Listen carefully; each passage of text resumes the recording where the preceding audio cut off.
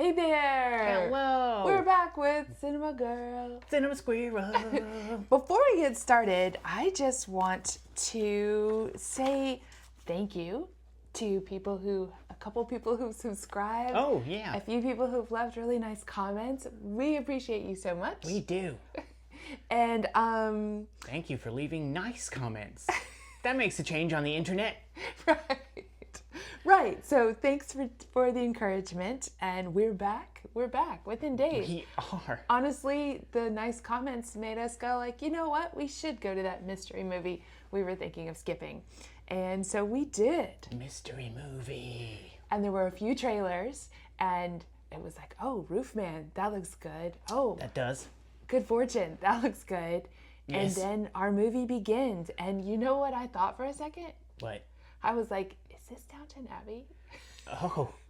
Which is funny because I really haven't watched Downton Abbey, obviously, if I thought this movie was Downton Abbey. But we watched the first half of an episode recently just to try to know a little bit more about it. And it also opens with two women sleeping in beds together in the same room, like getting up. I think that's how it opens. And that's how this opens with two ladies. I was like, oh, maybe this is a big flash forward on Downton Abbey or something. Right. I really didn't know what to expect. Were we going to see a documentary or a horror film that we might be aghast at? Yes, it was different. It was different. Yes, so what we got was Eleanor the Great, and we didn't even know that till the end. They only showed the title at the end, so up until that point we were watching unnamed movie that we are here Right. for the ride. We're in the front row, second row, munching our popcorn. This is such a big moment for us. We've seen a film before you have. It doesn't get released till, what is it, September 26th? 10 days from now. Yes, and also we're seeing a movie, we don't even know what the name of it is. So it's a new feeling. I feel like a real reviewer. So what do you think, Squirrel? What do you think about Eleanor the Great? Like two sweet old ladies, long-term friendship.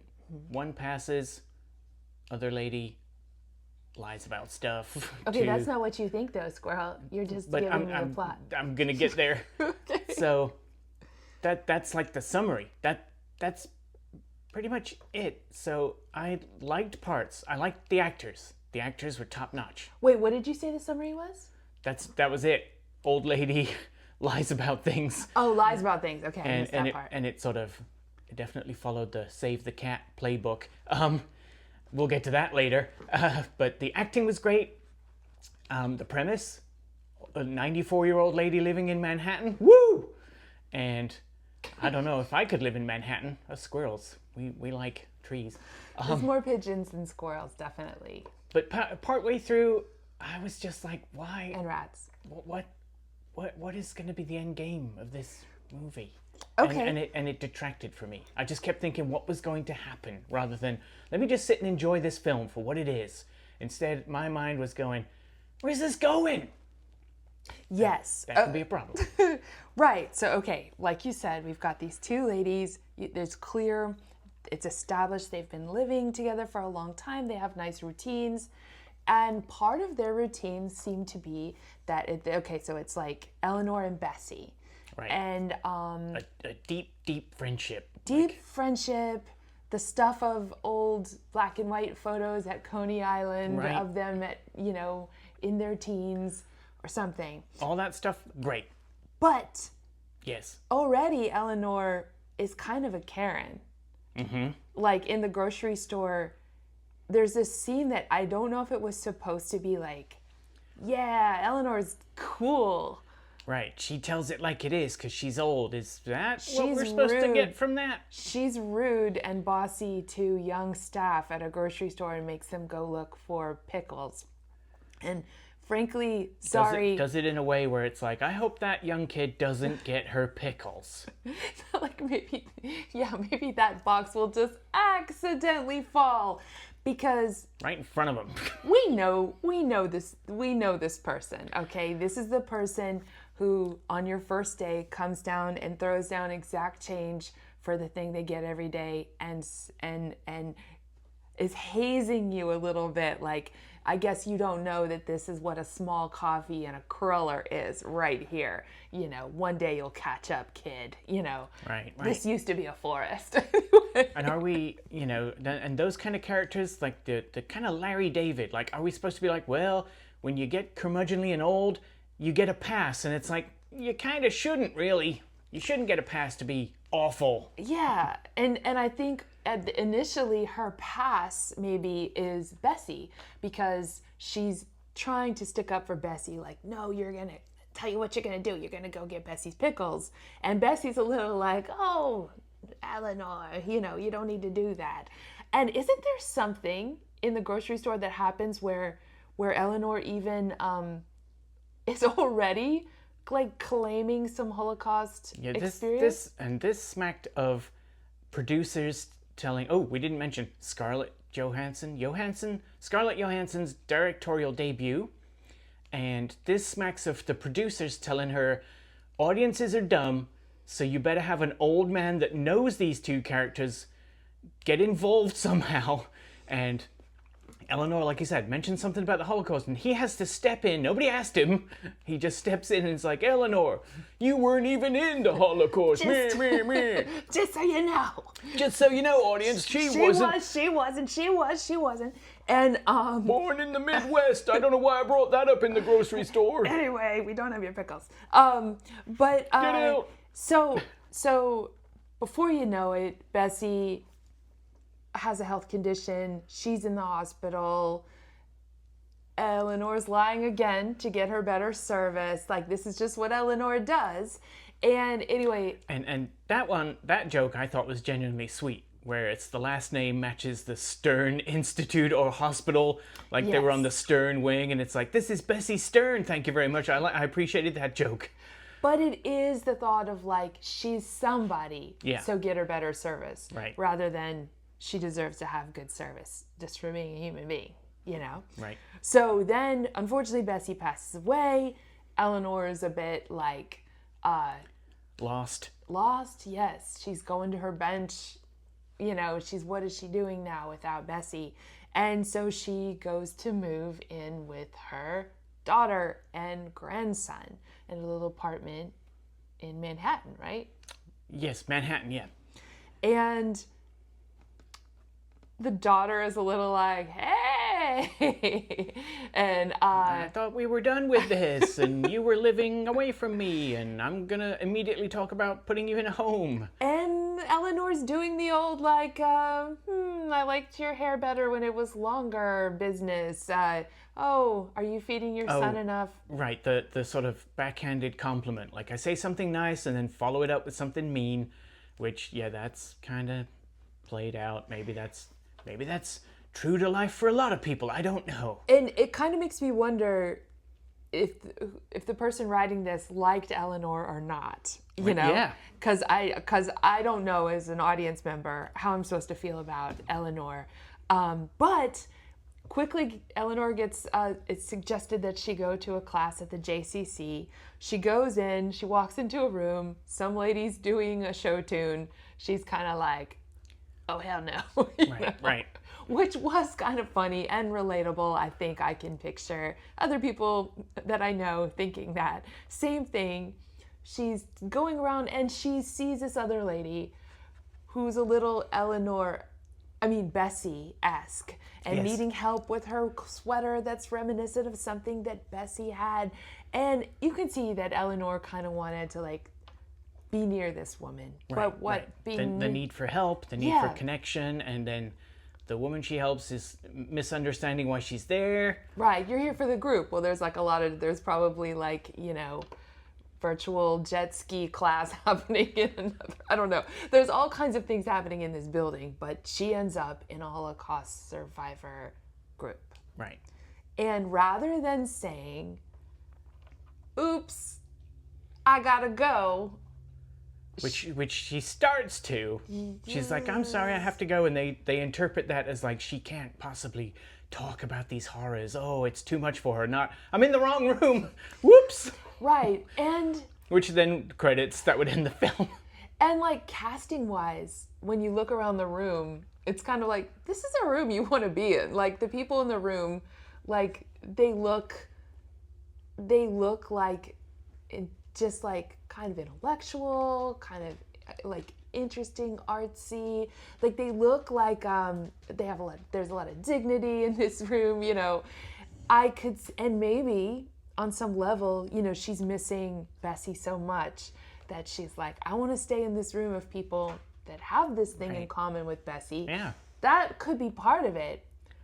But anyway, what follows is web of flies, web of flies, web of flies, because shenanigans. This girl, Nina, is in the room, played by Erin Kellyman, and she's amazing, and I feel like she becomes kind of for me, she's the central heart of the whole movie. Yes. And her father. But she takes an interest in Eleanor. She wants to do an article about her. She wants to keep following this story because Eleanor has told Bessie's life story. She's taken all of Bessie's stories, told them as her own, just to try to get out of the situation, but she just did too good a job. And now Nina, this student who's trying to write an article about this kind of thing, wants to keep knowing her. And it turns out Nina is processing very recent grief of her own loss of her mother, as is her father, who is the newscaster that her old pal Bessie had a big crush on over the internet. Right. So like, Bessie, are you out there somewhere in the, you know, you're looking from beyond the clouds going like, damn you, Eleanor, you're telling my story and you're hanging out with my crush. So get ready to meet a top-notch news reporter that might just ruin everything. Oy vey es mir, as Bessie would have said. Right. But, so yeah. So this is where I kind of felt, I remember being a kid and like watching things like Laverne and Shirley, and as much as I loved them, I would have all this anxiety when characters would get themselves into these pickles. Speaking of pickles, this is a pickle. And I would even have to tell my childhood self sometimes, I would have to say like, this is just a show. Like this is not really happening. But this is the kind of misunderstanding that I feel like shows were built upon in my childhood. And I just felt like this was really kind of a big unnecessary miscommunication, because Eleanor gets more and more addicted kind of to being with Nina. She tries to avoid her for a little bit. Like a genuine friendship, but like you said, it gets into, I think, the episode of The Office, Scott's Tots. It's like, oh yeah, if she keeps lying, I don't know how much I can watch of this movie. I'm so anxious. Speaking of Scott's Tots, we did a little internet looking and to find out more about June Squibb, who plays Eleanor, and she's the uncredited voice of Michael Scott's mother. That's She's just Michael Scott's mom. Little something there. But yeah, trivia, folks. So like you say genuine friendship, but I still feel like it's always about Eleanor. Like, for example, this whole time, they barely try to show Eleanor trying to hang out with her actual daughter and actual grandchild. She pretty much is like, I'm off here living my best life, hanging out with Nina, shopping montage. Now Eleanor wants to get a bat mitzvah, and that has somehow become part of the story, that because of being in the Holocaust, she never got a bat mitzvah. Now, in this process, this involves getting matching suits with Nina. Right. And a lot of they're just hanging out so much. She eventually meets the dad, connects the dots. This is Roger, the famous newscaster that her old pal Bessie loved. And she's even talking with the rabbi, and who assigns her a passage from the Torah about Jacob and Esau. Now, this is where my Catholic school background kicked in, and I was like, oh snap. Jacob, I heard you say that in the theater as we were watching. did you know what I was talking about? I mean, I could glean, because I know nothing about the Jewish religion, but I could glean from the Old Testament, so it's like... Oh, that too. Sorry, squirrels don't, anyway. It's also Christianity. It's used... I see. By both groups. But certainly when the rabbi was like, have I told you the story of insert two names? I'm like, uh-oh, this is going to be straight from what she's living. Right, which is because that's a story about someone assuming someone else's identity for their own benefit. Mm-hmm. Yeah. And so anyway, I kind of feel ultimately, and yeah, Eleanor's barely fazed by this. I feel like with a different soundtrack, this would be a horror movie. True. I feel similarly about While You Were Sleeping, even though I love that movie. I felt like the saving grace for Eleanor is that she doesn't seem to be reveling in it too much. Like, she's telling Bessie stories, and there's quite a few sort of reluctant, I shouldn't be doing this, I don't want to do this, like, and people interpret it as her nerves or something else. And I felt that it was Eleanor's, like, partial regret, like, I don't need to keep doing this, this is gonna get out of control. That's what I took from Squibb. What's her first name? June Squibb. That her acting was great, and there's some, let me just say this, folks, there's some extreme close-ups in this movie. You'll see every pore, every tear duct squirt a tear. My goodness. But I thought she definitely had a subtle, oh, I should not be doing this look in her eye. So that, to me, was the saving grace of not completely going, all right, all right, Eleanor, get out of here. I think she felt a little squeamish about that, particularly the more people that got involved. For example, when anytime a camera got involved. Right. But, like, she was plenty happy to have a new bestie. Yes.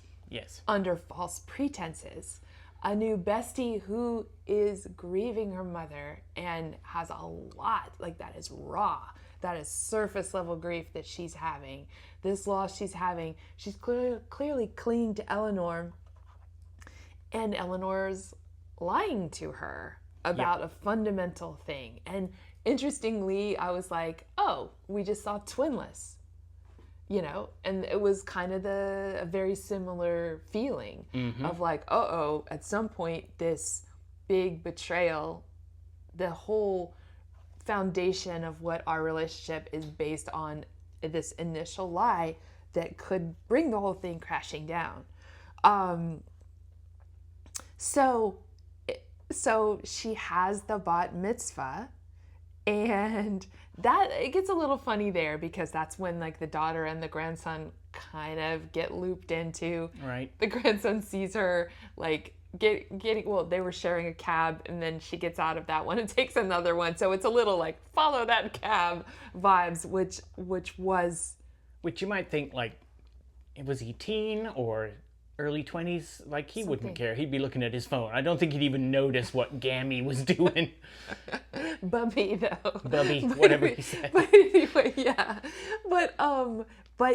So a bat mitzvah is when you are, like, recognized as an adult in the religion. So does Eleanor grow up in that moment in front of everyone when she is exposed as a liar by her own daughter and grandson when they come in sort of like Elaine style into this bat mitzvah where she's being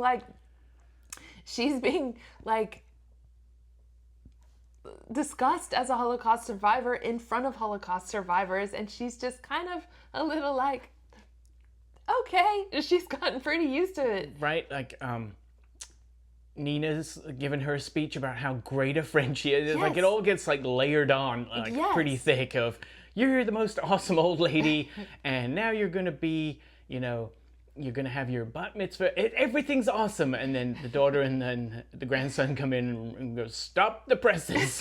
And speaking of Curb Your Enthusiasm, like, I feel like that would have been a great time for like a for me in Curb Your Enthusiasm, that would have been the moment that music starts up, like, and all the Holocaust survivors are gonna get up and be like, what, you know? Interesting you mentioned that Larry David project. I was thinking of Seinfeld and Uncle Leo with, oh, what's wrong? I'm old, I'm confused. Like, just laying it on like, I didn't know what I was doing. I thought maybe she'd go that route. Or the dentist, who's or the dentist. Like, but yeah, no, she gets exposed, and then it's pretty much like, now you're off to a nursing home, because clearly you were just... You've been busted, your penance is a nursing home. You're off to the nursing home, where this, to me, it was significant, that moment where they're like, all right, Eleanor, what kind of ice cream would you like? And she's like, I'll have 2 scoops of vanilla and some chocolate syrup. And that's where I was like, Eleanor, you're not feeling that bad about yourself right now. No. You're actually quite fine. That's true. And that scene to me sort of clinched it for me. Like, Eleanor, I'm not into you. But ultimately, it's Nina and Roger who are the most gracious. They are like the heroes of this movie, really. They kind of forgive her. They've been basically jerked around when they didn't need to be jerked around. They're dealing with massive grief, they're trying to repair their relationship with each other. And enter Eleanor to just add this weird swirl of dishonest, hoaxiness, into their lives and confuse the heck out of them. And they graciously chalk it up to grief. And I guess in a way, Roger's able to pivot into a series about grief. He's able to use that to create a new series on the news about grief, and maybe that's going to help him move forward with his grief and his daughter's grief. So maybe in a way, okay, this is super generous, but Eleanor's like this wacky catalyst in their lives to help them. Like, she's did Bessie send her to be a catalyst to help these two, Roger and Nina, move on with their... Am I beginning to understand this movie? I don't know. Or are you making a better version? I just think, sometimes we don't need a big phony to come into our lives to work on our relationship. But, we sometimes get a big phony in our lives. Sometimes that happens. It happens sometimes, doesn't it? Right. It is kind of fascinating. And the way you have to band together to sometimes oust a phony from your world can be a big bonding experience. But anyway, that's neither of us, though. And right? I kind of wanted, this would have changed the film for me. Because, in the bat mitzvah, the Roger gets another reporter comes up going, we dug up some stuff. Look at this old article. Look. She's really from Des Moines or whatever. Right. She's from the Midwest.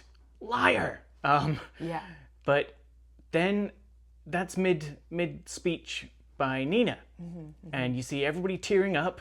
And I thought, what if Roger doesn't say a thing? Just turns to the reporter and goes, bury it. And what if Eleanor got away with it? I think that would be such a different track for the movie to be like, you know what? Sometimes liars get away with lying. I don't know if that's a good moral, but what I thought was if he actually went, nope, I'm not gonna hurt my daughter like this. It'll have to come from Eleanor or something like that. I don't know. I just figured maybe that would be such a different move for the movie. I'd be like, wow, Scarlett Johansson took this in a different direction, but it kind of followed the playbook of, oh, everybody's happy, montage of happiness, something happens where nobody's happy and everyone's angry at one person, and then after a few minutes, it's all back to, yay, we're all friends again somehow. And I'm not sure if real life works like that. I'm not sure, I wonder how much Nina got out of this relationship that she still wants to be in. She got a cool suit. That's about it. Right, matching Eleanor. That's the thing. It's like, I think it was Eleanor wanted the suit and you can match me. I kind of feel like this was all about Eleanor. It's the Eleanor show, and she's in the restaurant, and she's like, oh, you don't have straws because of the turtles? Right. Turn around and get me a straw. Like, I think I've just done enough customer service in my life that... What if they literally didn't have straws? What was she going to do? Why did they have straws, honestly? Yeah, they had some in the back. But, okay, so yeah, to sum up, lying Karen accidentally brings family closer together and might continue on as a side character. Right. But I think ultimately it ends with her remembering Bessie. Yeah. And I don't know. Has Eleanor grown? Who knows? Maybe we're supposed to glean that, but I'm not sure. I don't know. I don't know either. But she really does miss Bessie. Yeah. And anyway, we got a $5 mystery movie. And we sure did. We'd love to know what you think of this movie if you decide to go see it. And we'll be back soon with more movie reviews. We will.